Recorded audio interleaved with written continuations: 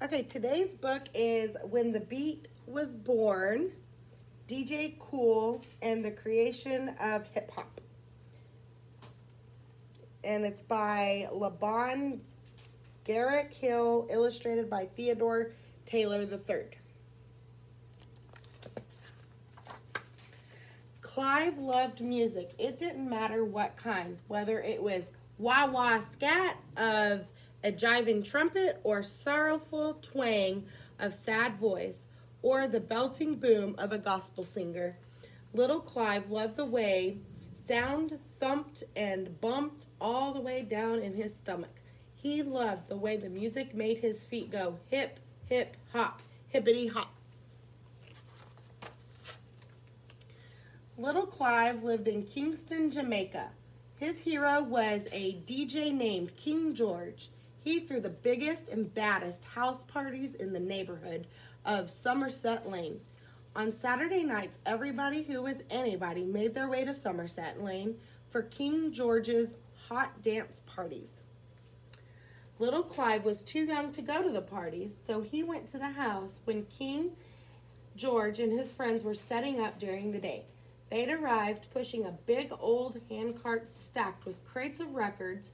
Clive had never seen so many records.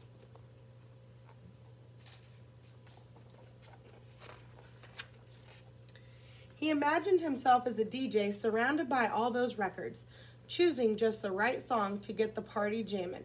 He saw himself toasting like a DJ, talking and singing over the instrumental B-sides of records. Clive dreamed of everyone's feet going hip, hip, hop, hippity hop. Little Clive really wanted to be a DJ.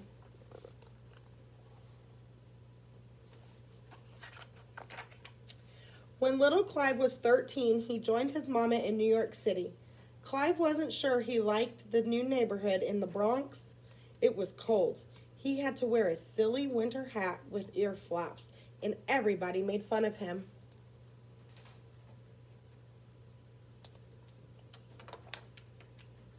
But Clive did find one thing besides music that made him feel like he belonged: sports.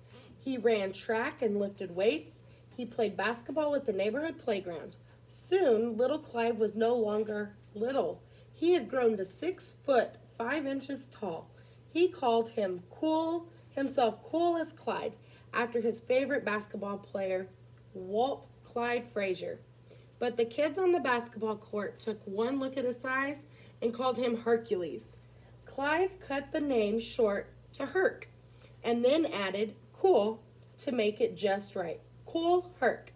The best part of being big was that he could go with his mama to neighborhood house parties where he listened to the hottest tunes and danced like crazy. Clive loved these parties. They were just like the ones he stood outside of in Somerset Lane.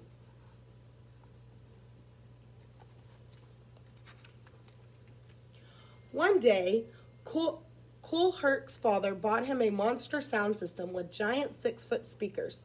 But when he hooked up the system, instead of a really big sound coming from the speakers, a little mumbling sound trickled out. Cool Herc spent days switching wires and plugging things into other things until one day the sound was big. Not just big like Cool Herc, but big like an entire block in the Bronx.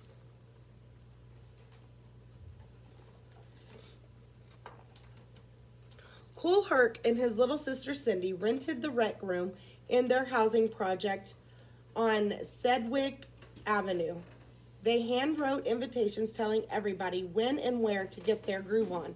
They posted cards around the neighborhood. They set up their father's sound system. On the night of the party, everyone who was anybody made their way to Sedgwick Avenue for Cool Herc's hot dance party. That's when Cool Herc became DJ Cool Herc.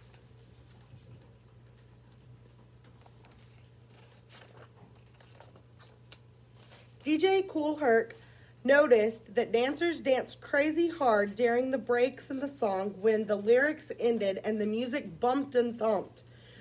Herc knew that's what dancers wanted, so he plugged in 2 turntables instead of 1. He put the same record on both turntables. He set it up so that when one record ended its break, he could flip over the other turntable and play it again.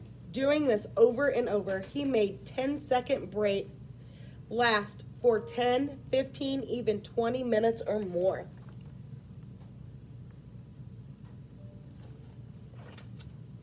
Herc remembered the way the DJs in Jamaica would chant and toast over the music. He started calling out the names of his friends during the breaks. There goes my mellow Coke LaRock in the house. There goes my mellow Clark Kent in the house. There goes my mellow Timmy Tim in the house. There goes my mellow Bambada Ta. Everybody loved hearing his or her name called out over the music. He'd compliment people on their dance moves. He'd talk about the music and send shout-outs. He'd make up little raps like the jump rope rhymes he heard on the playground. Or he would call, "Hey, Mike on the lights, make like a strobe." And Mike would flip the switch on and off. Miss Gilbert's liking the book. Over the next year, Herc took his parties to the streets and parks of the Bronx. He plugged his sound system into the lamppost. They pulled so much power that the street lights dimmed, the perfect lighting for the street party. Kool Herc's music made everybody happy. Even street gangs wanted to dance, not fight. Gangs like the Savage Skulls, the Glory Stompers, the Blue Diamonds, the Black Cats, and the Black Spades turned into breakdancing crews who performed some of the slickest moves.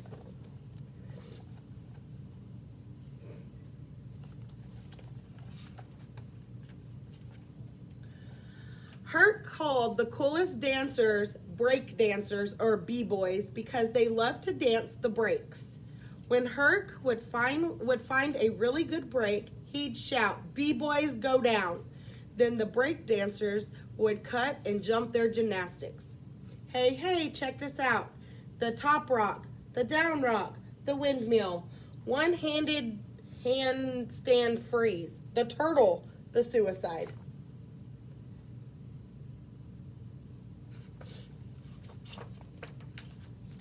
Herc gathered a crew of friends to rap behind DJing. He invited Coke LaRock, a Jamaican friend, to rap. He called him his master of ceremonies, or MC. Coke knew all about toasting like Jamaican DJs. He was the first of Herc's crew to MCs called the Herculoids. Herc would introduce them with a rap.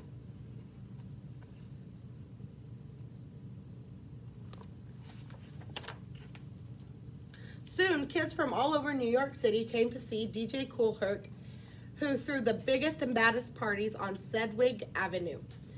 Afrika Bambaataa, Grandmaster Flesh, Jazzy Jeff, and dozens of others all wanted to be DJs just like Kool Herc.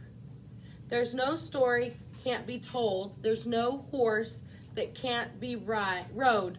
No bull can't be stopped. And ain't a disco we can't rock. Hero, who's the man with the master plan from the land of grace, hero.